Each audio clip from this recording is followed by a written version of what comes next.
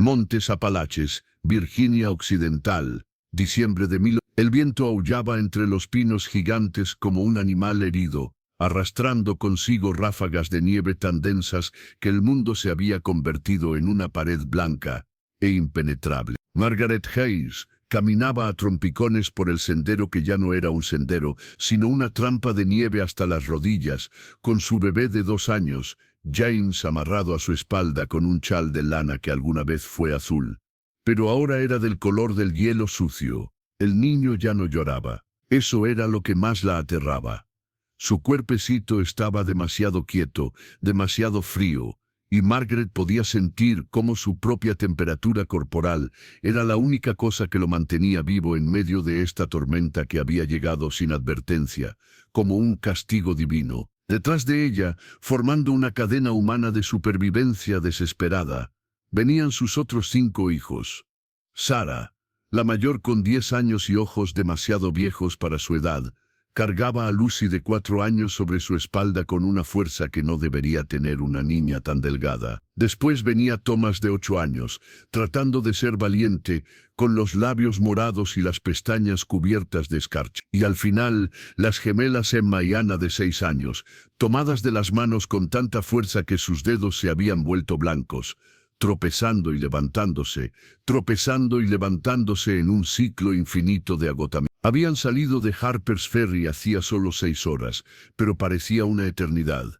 Margaret había pensado que podrían llegar al siguiente pueblo antes de que oscureciera, que encontrarían refugio en una posada o al menos en un granero, pero la tormenta había llegado de repente, convirtiendo el atardecer en una noche prematura, y ahora estaban perdidas en las montañas, con la temperatura cayendo a cada minuto que pasaba.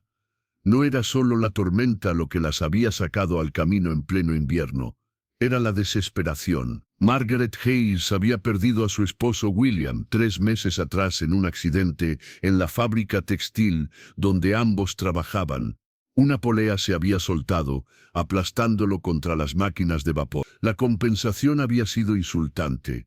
$20 y una semana para desocupar la casa de la compañía. Y cuando Margaret, con 6 bocas que alimentar, había pedido su antiguo trabajo de vuelta, el capataz la había mirado con esos ojos de cerdo, y le había dicho que una viuda con tantos niños era un problema, y que la fábrica no contrataba problemas. Así que había tomado lo poco que tenía, había metido a sus hijos en ropa prestada, y había empezado a caminar hacia el oeste, hacia donde le habían dicho que había trabajo en las minas de carbón.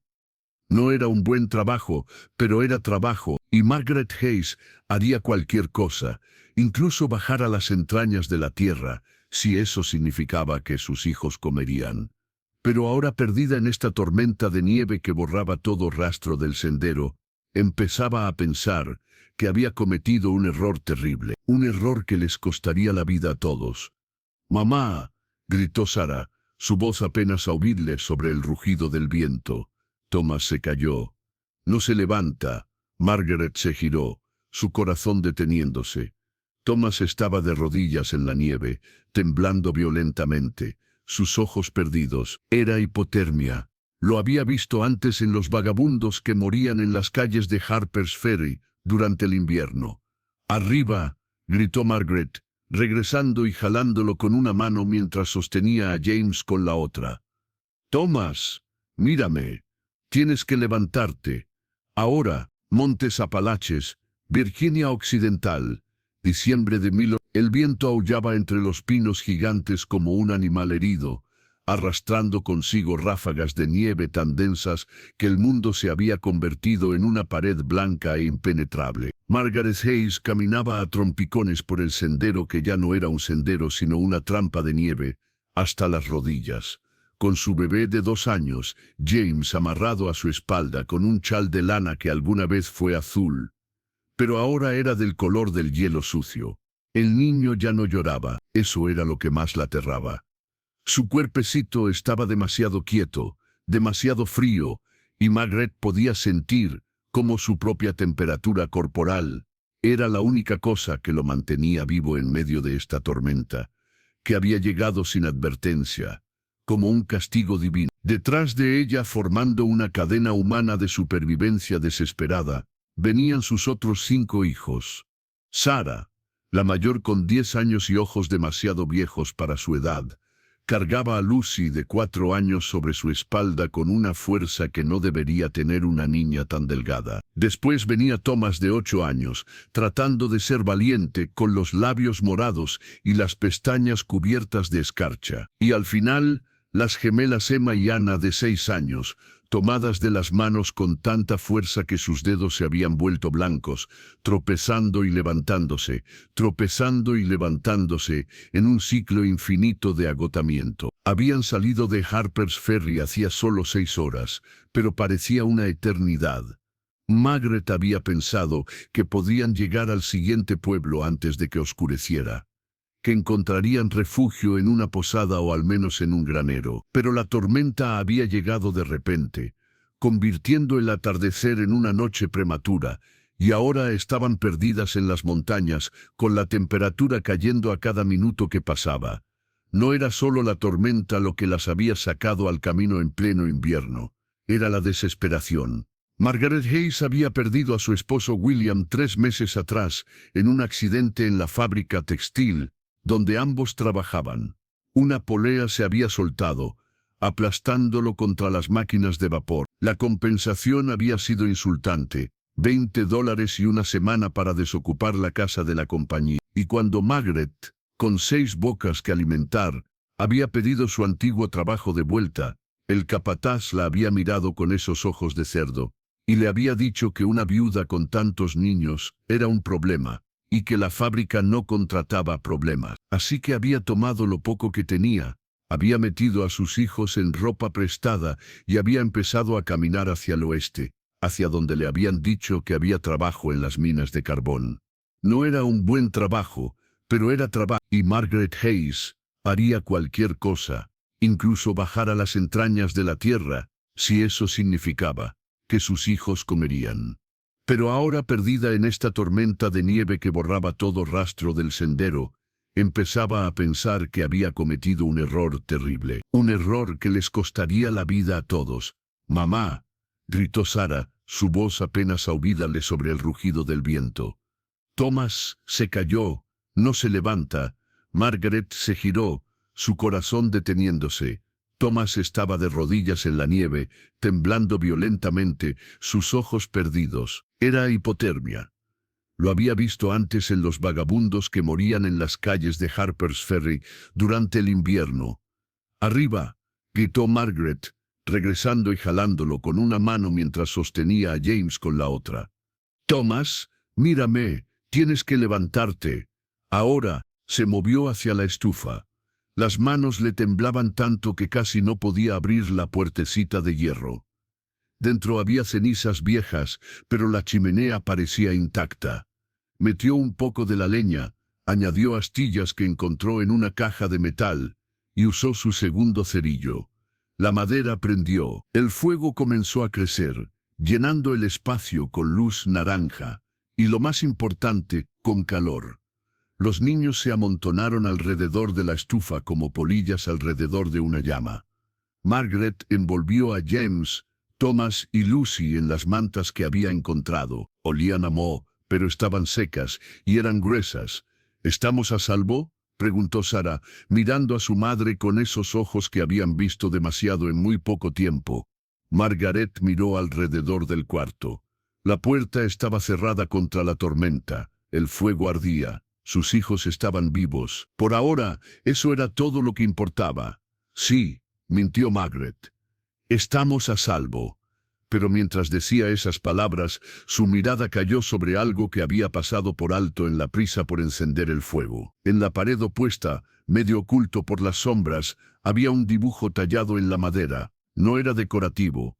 Era un mensaje, una fecha. Y debajo, talladas con letras toscas pero legibles, 10 almas perdidas nunca olvidadas. Margaret sintió un escalofrío que no tenía nada que ver con el frío, ¿Qué había pasado aquí? Pasaron la primera noche acurrucados alrededor de la estufa, durmiendo en turnos porque Margaret no confiaba en dejar el fuego sin vigilancia. La tormenta rugía afuera, haciendo temblar las paredes de madera, pero la pequeña casa en el árbol resistía, balanceándose apenas con el viento como un barco en el mar. Al amanecer, la tormenta había amainado. Margaret se levantó con el cuerpo dolorido por dormir en el suelo duro, y se acercó a una de las ventanas. Abrió la contraventana con cuidado. El mundo se había transformado. La nieve cubría todo con un manto blanco tan profundo que era imposible distinguir dónde terminaba el suelo y dónde comenzaban los arbustos. Los árboles eran esqueletos blancos contra un cielo gris.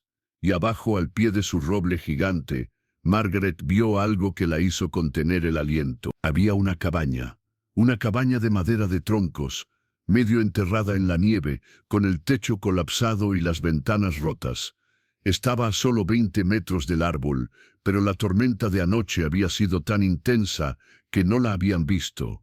«Sarah», llamó Margaret en voz baja. «Ven a ver esto». Sarah se acercó. Frotándose los ojos, miró hacia abajo y su boca se abrió. «¿Esa casa estaba allí anoche?» «Debe haber estado, pero no la vimos con la tormenta. ¿Crees que hay alguien allí?» Margaret estudió la cabaña. No salía humo de la chimenea. Las puertas estaban cerradas, pero una ventana estaba rota, dejando entrar la nieve. Parecía abandonada. «No lo sé, pero necesitamos comida, y tal vez haya algo útil allí. ¿Vas a bajar?» Margaret miró a sus hijos. Thomas y Lucy aún dormían, envueltos en las mantas. Las gemelas se acurrucaban juntas. James, milagrosamente, había pasado la noche sin empeorar. «Voy a bajar», dijo Margaret. «Tú te quedas con tus hermanos. No abras la puerta a nadie que no sea yo. ¿Entendido?» «Sí, mamá». Margaret se puso su abrigo húmedo, todavía frío de la noche anterior, y bajó por la escalera. La nieve llegaba hasta sus muslos. Cada paso era un esfuerzo, pero se abrió camino hacia la cabaña. La puerta principal estaba atascada por la nieve. Margaret empujó con el hombro hasta que cedió con un crujido. El interior era oscuro y olía a humedad y a algo más, algo dulce y enfermizo que hizo que su estómago se revolviera. «Hola», llamó. Su voz sonó extrañamente fuerte en el silencio. «¿Hay alguien aquí?» No hubo respuesta. Margaret entró lentamente, sus ojos ajustándose a la penumbra. La cabaña era de una sola habitación, con una chimenea fría en un extremo y una cama contra la pared, o lo que quedaba de una cama. El colchón estaba podrido, con el relleno de paja desparramado por el suelo. Había muebles volcados, una mesa con 2 patas rotas, sillas tiradas, como si hubiera habido una lucha. Y en las paredes Margaret vio marcas, arañazos profundos en la madera, como si alguien hubiera tratado de salir con las uñas desnudas. Si esta historia te está llegando al corazón, regálanos un like y activa la campanita para no perderte ninguna historia que conmueva tu alma. Queremos leerte en los comentarios. ¿Alguna vez has tenido que tomar una decisión tan difícil como esta? Empezó a retroceder, sintiendo que este lugar no era seguro, que había algo terriblemente mal aquí. Pero entonces su pie golpeó algo en el suelo. Era una caja de metal, medio enterrada bajo el colchón podrido. La sacó y la abrió. Dentro había papeles, amarillentos y quebradizos pero legibles. Y en la parte superior, escrito con tinta desvanecida: «Estación de la ruta subterránea Operador. Elijah Warren, el camino secreto que los esclavos del sur usaban para escapar hacia la libertad en el norte». No era un túnel real, sino una red de casas seguras, graneros, cuevas y al parecer casas en árboles. Este lugar había sido una estación, un refugio para esclavos fugitivos. Siguió leyendo. Había un diario, escrito con letra apretada. Las primeras entradas hablaban de familias que pasaban en la noche, de niños que llegaban con los pies sangrantes, de madres que cargaban bebés en silencio absoluto. Pero las últimas entradas eran diferentes. Estaban escritas con prisa, con manchas que podrían ser lágrimas o sangre. 15 de noviembre de 1857. Los cazadores de esclavos llegaron esta noche. No sé cómo nos encontraron. Había 10 personas aquí, 3 familias. Las escondí en el árbol y bajé para enfrentarlos. Pero eran muchos, y tenían perros. 16 de noviembre de 1800, no pude salvarlos. Los cazadores prendieron fuego a la cabaña con las familias dentro. Yo escapé por la ventana trasera. Pero los gritos, Dios mío, los gritos. 10 personas. 3 niños pequeños, todos muertos. Quemados vivos. Yo soy un cobarde. Debí morir con ellos. Pero corrí, me escondí en el árbol. Y ahora no puedo bajar, no puedo dejar este lugar. Es mi castigo, mi prisión. Esta será mi última entrada. Si alguien encuentra esto, que sepan la verdad. No fueron esclavos fugitivos los que murieron aquí. Fueron seres humanos, con nombres, con sueños, y yo no pude salvarlos. Elijah Warren. Margaret cerró el diario con manos temblorosas. Miró alrededor de la cabaña con nuevos ojos. Este no era solo un lugar abandonado, era una tumba, y la casa del árbol donde sus hijos dormían ahora era el último refugio de un hombre roto por la culpa. Un sonido la hizo girar bruscamente. No vino de afuera, vino de arriba, de la casa del árbol. Un golpe, fuerte, deliberado, y luego la voz de Sara gritando. Margaret salió corriendo de la cabaña, hundiéndose en la nieve, tropezando, levantándose corriendo hacia el árbol. Su corazón latía tan fuerte que podía oírlo sobre el crujido de sus pasos. «Sara», gritó. «Sara». Llegó a la base del árbol y empezó a subir la escalera, resbalando en los escalones helados, sus manos apenas pudiendo agarrarse. Subió como nunca había subido, impulsada por el terror puro de una madre. Llegó arriba y empujó la puerta. La escena que vio la dejó paralizada.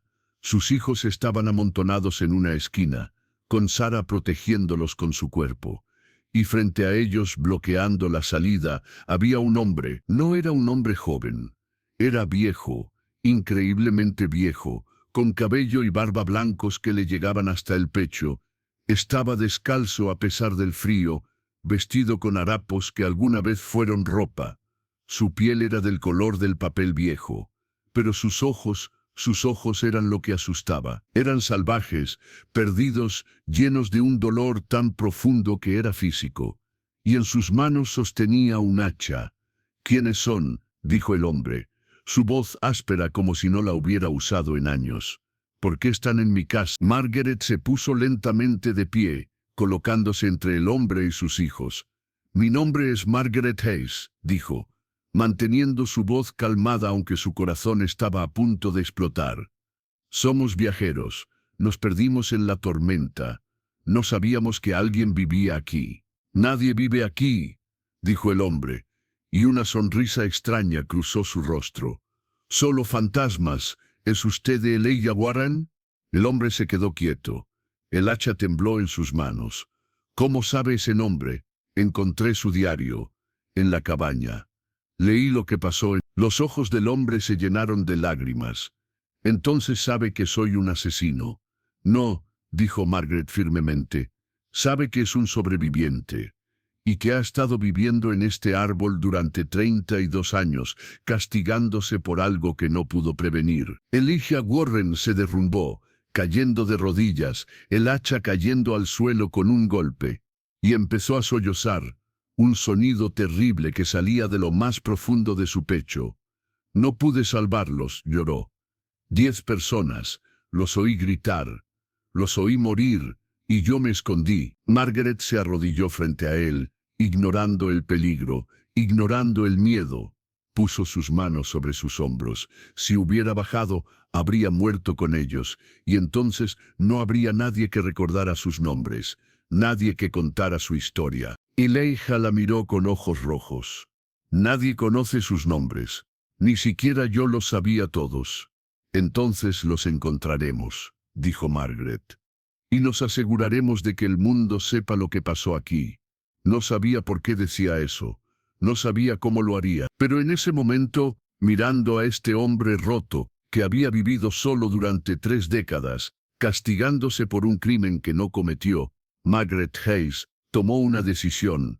No iba a dejar que esta historia muriera en el silencio. Elijah Warren se quedó sentado en el suelo de madera durante largo rato, con las manos cubriéndose el rostro, sollozando con una intensidad que hacía temblar su cuerpo entero. Margaret se sentó frente a él en silencio, dándole el espacio que necesitaba para liberar 32 años de dolor contenido. Sus hijos permanecían quietos en la esquina, con los ojos muy abiertos, sin entender completamente lo que estaba pasando, pero sintiendo el peso emocional de la escena. Cuando finalmente Elijah levantó la cabeza, sus ojos estaban hinchados pero más claros, como si las lágrimas hubieran lavado parte de la niebla de locura que los había cubierto durante décadas.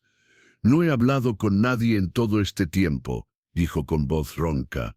Pensé que si hablaba, si salía de este árbol, estaría traicionando su memoria, que tenía que quedarme aquí, vigilando, como una especie de guardián de su tumba. «¿Hay una tumba?», preguntó Margaret suavemente. Elijah asintió. «Después de que los cazadores se fueron, después de que el fuego se apagó, bajé. Tardé 3 días en cavar en la tierra congelada. Los enterré a todos juntos detrás de la cabaña. Puse piedras para marcar el lugar, pero no sabía todos sus nombres, solo algunos». «¿Cuáles?». «Sara. Había una niña que se llamaba Sara. Tenía como 8 años. Y su hermano pequeño, Moses. Su madre era Ruth. El padre, creo que se llamaba Samuel, pero no estoy seguro. Hubo otra familia, una mujer llamada Abigail, con sus 2 hijos. Y un hombre joven, solo, que dijo que su nombre era Freedom. Ese era el nombre que había elegido para su nueva vida». Elijah cerró los ojos, todos muertos antes de que pudieran ser libres. Sara, la hija de Margaret, dio un paso adelante. Sus ojos estaban llenos de lágrimas. «Yo me llamo Sara», dijo en voz baja. Elijah la miró y algo en su expresión se suavizó. «Es un buen nombre, un nombre fuerte». Margaret vio la oportunidad. «Señor Warren, nosotros tampoco tenemos a dónde ir. La tormenta destruyó el sendero. No sabemos dónde estamos. Y tengo 6 hijos que alimentar. Si nos permite quedarnos hasta que pase el invierno, nosotros, le ayudaremos. Le ayudaremos a limpiar este lugar, a mantener viva la memoria de esas personas». «¿Por qué harías eso?», preguntó Elijah, genuinamente confundido. «Tú no las conociste, no tienes ninguna obligación, porque yo sé lo que es perderlo todo», respondió Margaret. «Sé lo que es que el mundo te dé la espalda, y sé que si alguien no cuenta estas historias, se pierden para siempre. Mis hijos necesitan un techo. Usted necesita que alguien comparta esta carga. Podemos ayudarnos mutuamente». Elijah estudió su rostro durante un largo momento. Luego miró a los 6 niños que la observaban con una mezcla de miedo y esperanza. Finalmente asintió, un movimiento lento de su cabeza. «Está bien», dijo. «Pero tienen que entender algo, este lugar está marcado. Los hombres que hicieron esto, su líder, era el padre del sheriff actual del condado. Si alguien descubre que estoy aquí, que sigo vivo, vendrán a terminar lo que empezaron». «¿Quién era?», preguntó Margaret. «Se llamaba Jackson Clayton. Era un cazador de esclavos profesional, y disfrutaba su trabajo. No solo capturaba esclavos fugitivos, los torturaba, los quemaba vivos para dar ejemplo. Su hijo, el sheriff actual, creció viendo esas cosas. Creció pensando que era normal, que era justo». Margaret sintió un escalofrío. Conocía ese nombre, Sheriff Clayton. Había oído hablar de él incluso en Harper's Ferry. Era conocido por ser brutal con los vagabundos, con los trabajadores del ferrocarril, con cualquiera que no fuera blanco y propietario de tierra. «¿Él sabe de este lugar?». «No lo sé. Cuando su padre murió hace 10 años, pensé que finalmente podría bajar. Pero entonces el hijo tomó su lugar, y es peor que el padre. Así que me quedé aquí, cazo en la noche. Recojo agua de la nieve. He sobrevivido, pero no he vivido». Margaret tomó una decisión en ese momento. Una decisión que cambiaría todo. «Entonces vamos a hacer que valga la pena», dijo. «Vamos a documentar todo lo que pasó.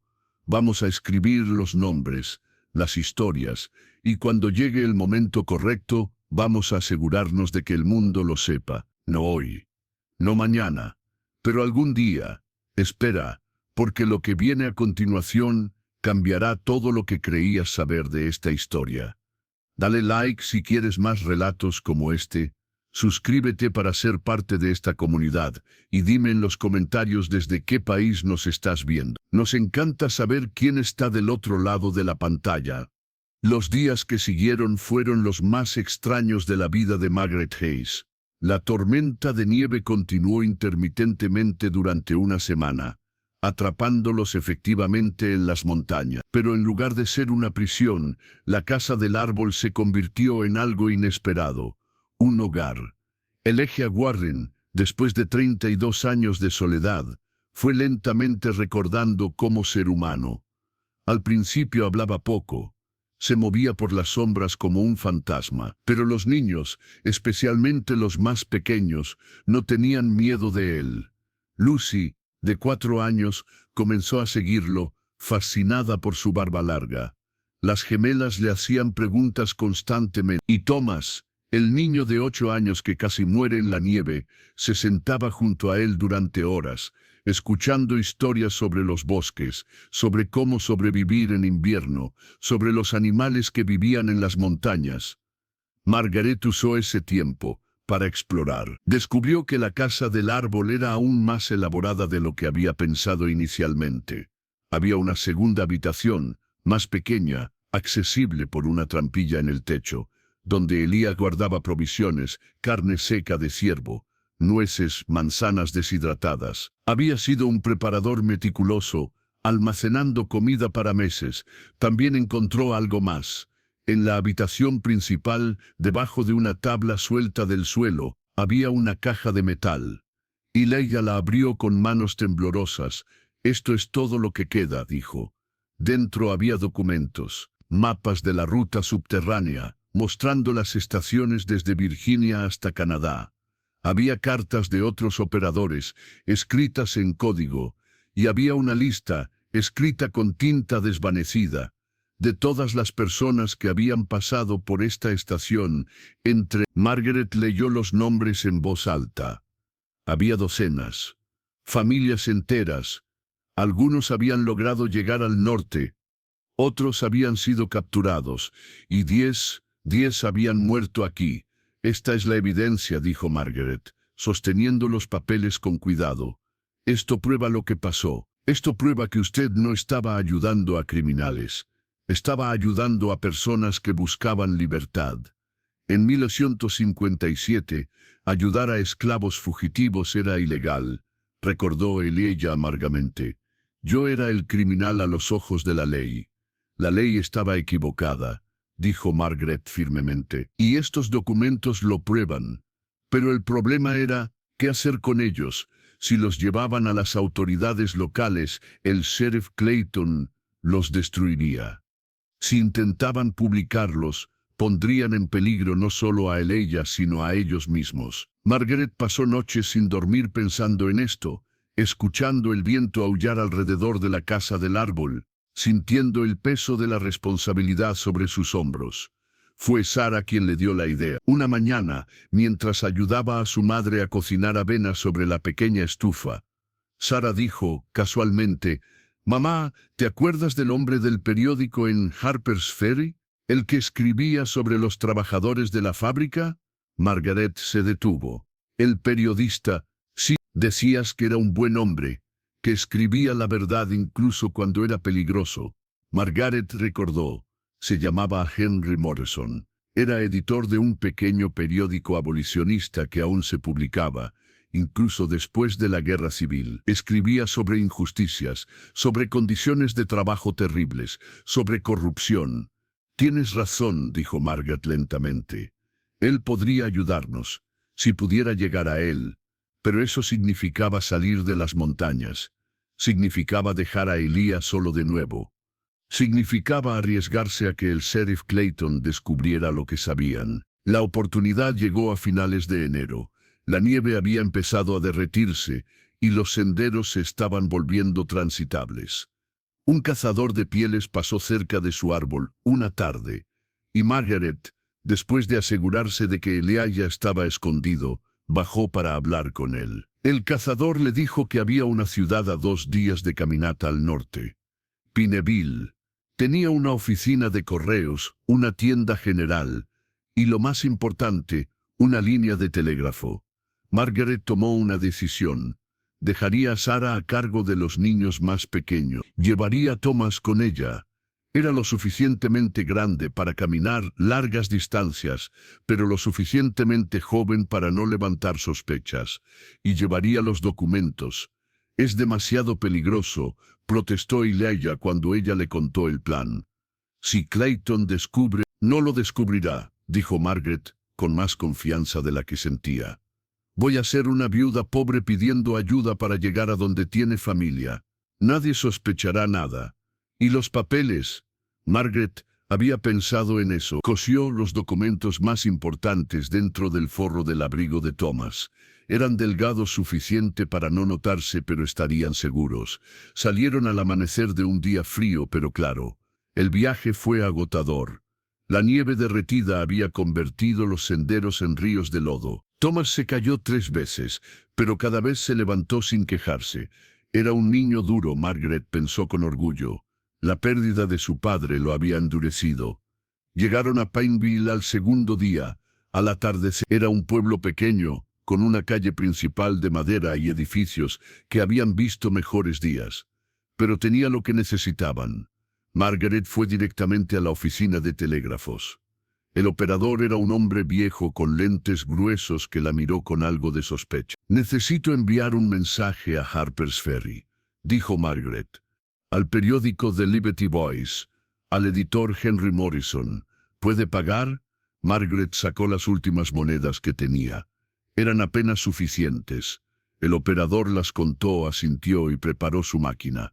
«¿Qué dice el mensaje?» Margaret había ensayado esto en su cabeza durante el camino. «Diga, tengo historia importante. Ruta subterránea. Día 257.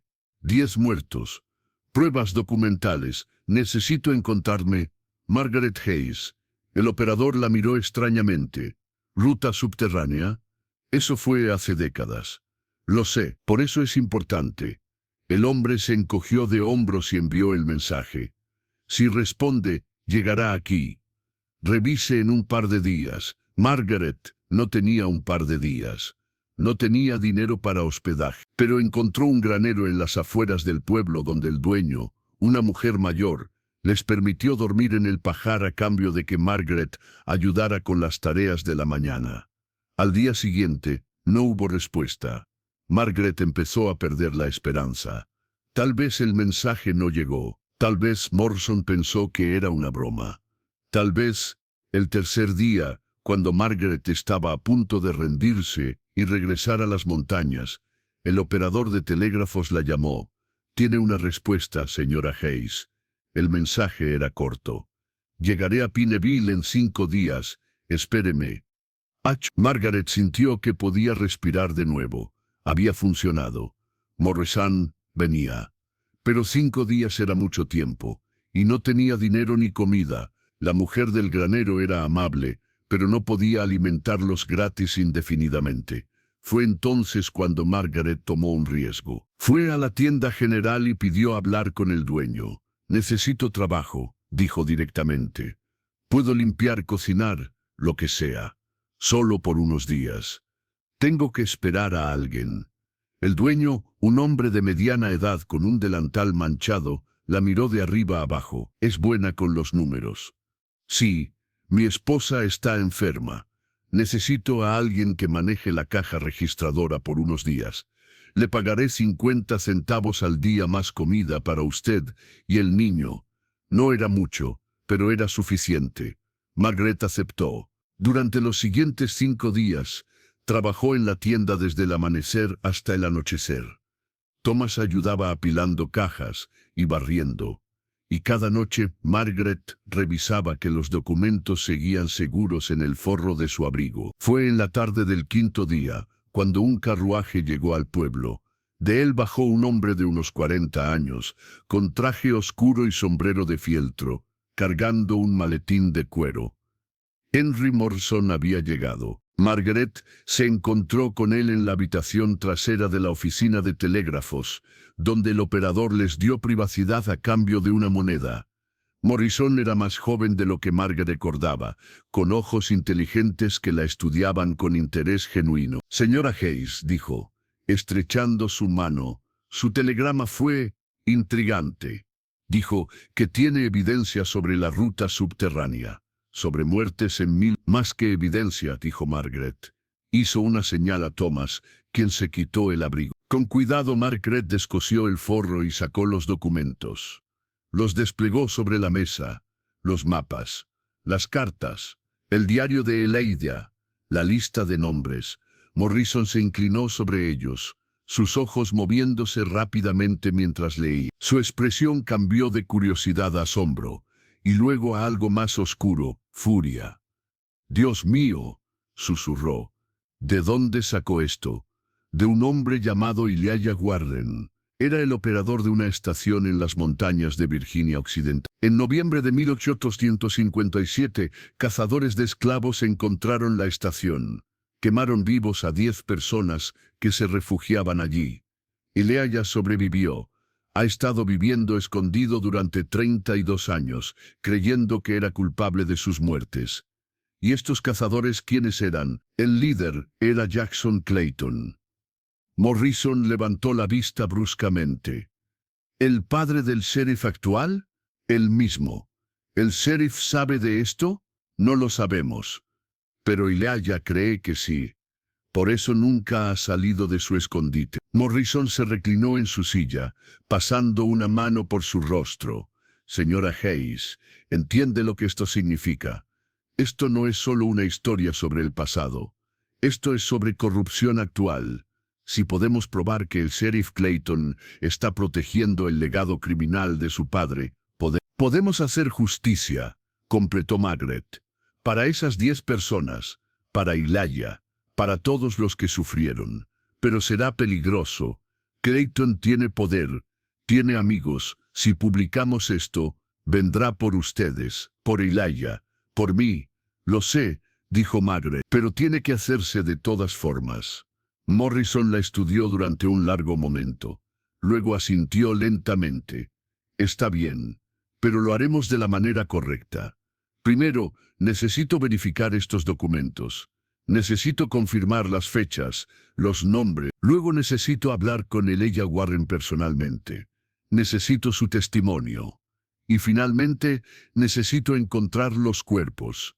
¿Los cuerpos? Si podemos exhumar la tumba, si podemos probar que esas personas fueron asesinadas, entonces no es solo una historia, es evidencia de un crimen. Y ningún sheriff, sin importar cuán poderoso sea, puede ignorar eso. Antes de continuar, deja tu like y suscríbete al canal, porque esta historia apenas está comenzando, y el final te dejará sin palabras. Y cuéntanos en los comentarios, ¿qué harías tú en su lugar? 3 semanas después, Margaret regresó a las montañas, pero no regresó sola. Con ella vinieron Henry Morrison, un médico forense de Charlestown, un abogado del fiscal del estado y 2 oficiales federales. Y Margaret había insistido en algo más, un fotógrafo. «La gente necesita ver», había dicho. «No solo leer, ver». Cuando llegaron al roble gigante, Elijah Warren casi tuvo un ataque al ver a tanta gente. Se escondió en la segunda habitación de la casa del árbol, negándose a salir. Fue Sara quien lo convenció. La niña de 10 años subió sola, se sentó junto a él en la oscuridad y le habló con la sabiduría de alguien mucho mayor. «Señor Warren», dijo, «mi mamá dice que usted se llama Elijah, como el profeta de la Biblia. El profeta Elijah habló la verdad incluso cuando era peligroso. Creo que usted tiene que hacer lo mismo». Elijah lloró, pero finalmente bajó. El médico forense y los oficiales fueron a la tumba detrás de la cabaña quemada. Con palas, comenzaron a excavar. Margaret se quedó con sus hijos en la casa del árbol, sin querer que vieran lo que estaba por descubrirse. Tomó 3 días, pero finalmente encontraron los restos. 10 esqueletos enterrados juntos, algunos tan pequeños que solo podían ser niños. El médico los examinó meticulosamente. Todos muestran signos de trauma por calor extremo, informó, consistente con muerte por fuego. Y varios tienen marcas en los huesos que sugieren que estaban atados. Esto fue un asesinato en masa. El fotógrafo documentó todo. Las tomas eran duras, perturbadoras, pero necesarias. Morrison pasó horas entrevistando a Elijah, escribiendo cada palabra. Elijah contó la historia completa, los años operando la estación, las familias que había ayudado, la noche terrible cuando llegaron los cazadores, el fuego, los gritos, y luego contó algo más, algo que ni siquiera había escrito en su diario. Jackson Clayton no solo los mató por el dinero de recompensa, dijo Elijah, su voz temblando. Lo hizo porque disfrutaba. Cuando prendió fuego a la cabaña, se quedó afuera, riendo. Escuché su risa sobre los gritos. Y sé que su hijo estaba con él. Era un niño entonces, tal vez tenía 12 años, pero estaba allí, vio todo, y no hizo nada para detenerlo. Morrison escribió cada palabra, y cuando terminó, tenía suficiente para una historia que sacudiría los cimientos del condado. La publicación de la historia en The Liberty Voice causó exactamente la conmoción que Margaret esperaba. No fue solo en una edición. Morrison publicó una serie de 5 artículos, cada uno revelando más detalles, más evidencia, más horror. Las fotografías fueron lo que realmente lo hizo impactar. Ver los esqueletos de niños, ver los restos de la cabaña quemada, ver el rostro demacrado pero digno de Elijah Warren. La gente no podía ignorarlo. Otros periódicos recogieron la historia. Periódicos en Charlton, en Richmond, incluso en Nueva York. La masacre olvidada de 1857. La llamaron el guardián solitario de la ruta subterránea. El sheriff Clayton intentó desacreditar la historia. Llamó a Morrison un mentiroso. Llamó a Elijah un criminal buscado. Trató de arrestar a Margaret por obstrucción de la justicia, pero era demasiado tarde. La evidencia era demasiado sólida. El fiscal del estado abrió una investigación formal, y lo que descubrieron fue incluso peor de lo que Margaret imaginaba. Clayton, durante sus años como sheriff, había estado encubriendo otros crímenes, había falsificado reportes, había protegido a amigos que cometían violencia contra trabajadores del ferrocarril, contra inmigrantes, contra cualquiera que no fuera blanco y propietario de tierra. El escándalo creció. Clayton fue destituido. Fue arrestado no por los crímenes de su padre, ya había pasado demasiado tiempo para eso, sino por sus propios crímenes: corrupción, falsificación de documentos, obstrucción de la justicia. Fue a juicio y fue condenado. Pero para Margaret, la verdadera victoria no fue esa, fue lo que pasó después. En la primavera de 1890, hubo una ceremonia en el sitio de la masacre. Vinieron cientos de personas, descendientes de esclavos liberados, historiadores, periodistas, funcionarios del gobierno. Colocaron un monumento de granito negro en el lugar donde había estado la cabaña. Estaba grabado con los nombres de las 10 víctimas. Sarah, apellido desconocido, aprox 8 años Moses. Apellido desconocido, aprox 30 años Samuel, apellido desconocido. Aprox 32 años. Abigail, apellido desconocido, aprox 25 años. 2 niños de Abigail, nombres desconocidos, aprox 20 años. 2 personas adicionales, nombres desconocidos, asesinados el 16 de noviembre de 1000 por buscar libertad, que nunca sean olvidados. Elijah Warren, de pie frente al monumento con Margaret y sus hijos a su lado, leyó los nombres en voz alta. Había esperado 32 años para hacer esto, para honrarlos apropiadamente. Cuando terminó, se arrodilló y puso su mano sobre el granito frío. Lo siento, susurró. Siento no haber podido salvarlos. Pero me aseguré de que su historia fuera contada. Me aseguré de que el mundo supiera. No fue Margaret quien respondió. Fue Sarah, ahora con 11 años, que se arrodilló junto a él. No tiene que disculparse, señor Warren. Dijo, usted los recordó. Eso es lo que importa. Los mantuvo vivos en su memoria. Y ahora todos los demás también los recordarán. La Casa del Árbol fue preservada como sitio histórico. El Estado la compró y la convirtió en un museo. Personas venían de todas partes para verla, para entender cómo era una estación de la ruta subterránea, para aprender sobre las personas valientes que arriesgaron todo por libertad. Elijah se convirtió en su guardián oficial. Ya no vivía solo allí arriba en el árbol. El Estado le construyó una pequeña cabaña nueva, limpia y cálida, al lado del roble, y durante los siguientes 20 años, dio tours, contó historias, se aseguró de que cada visitante entendiera la gravedad de lo que había pasado allí. Margaret y sus hijos se establecieron en Pineville. Con el dinero que el periódico le pagó por su historia, pudo comprar una pequeña casa. Sus hijos fueron a la escuela. Sarah se convirtió en maestra, Thomas en ingeniero. Las gemelas abrieron una tienda de telas. Lucy se hizo enfermera.